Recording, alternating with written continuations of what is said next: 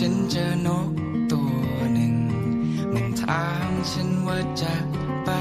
ไหนฉันจึงตอบอยากไปให้ไกลไกลเกินกว่าที่ฉันเคยไป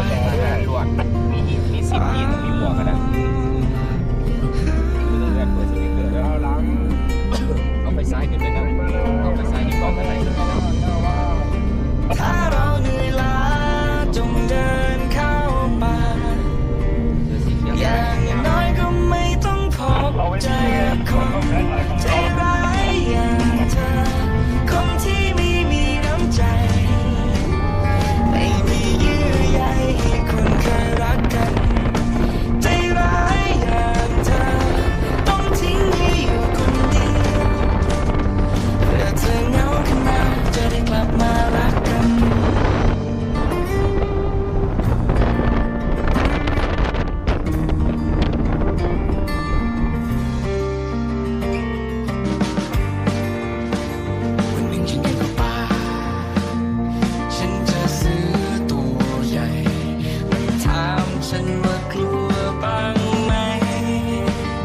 ฉันจึงตอบว่าไม่เท่าไรยังดีกว่าคนไร้หัวใจโอ้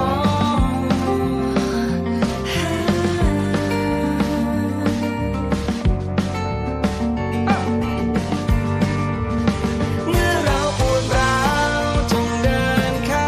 ป่าอย่างน้อยก็ไม่ต้องพบเจอคนใจร้ายอย่างเธอ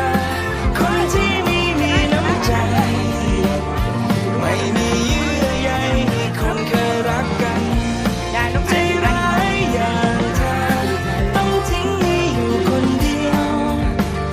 เพื่อเธอเหงาขึ้นมาจะได้กลับมารักกัน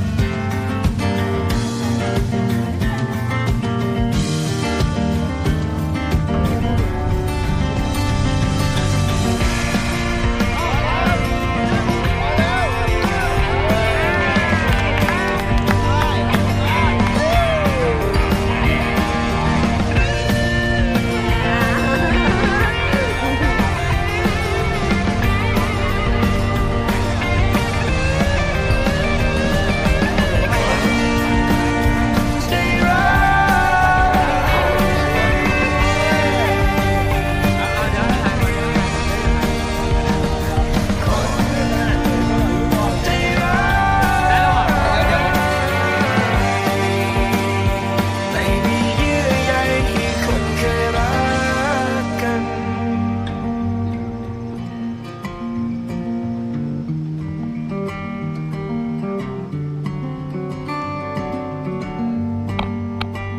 วันหนึ่งฉันเดินเข้าป่า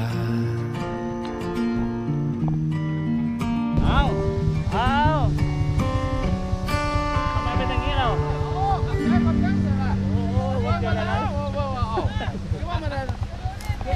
นี่เป็นคนถามเว้ยเราเขาอยู่คนเดียวเว้ย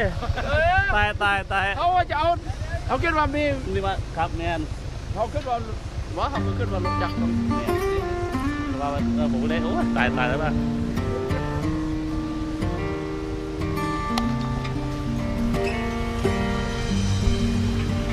วันหนึ่งฉันเดินเข้าป่า จะล้างบ่ ฉันเจอนกตัวหนึ่งมันถามฉันว่าจะไป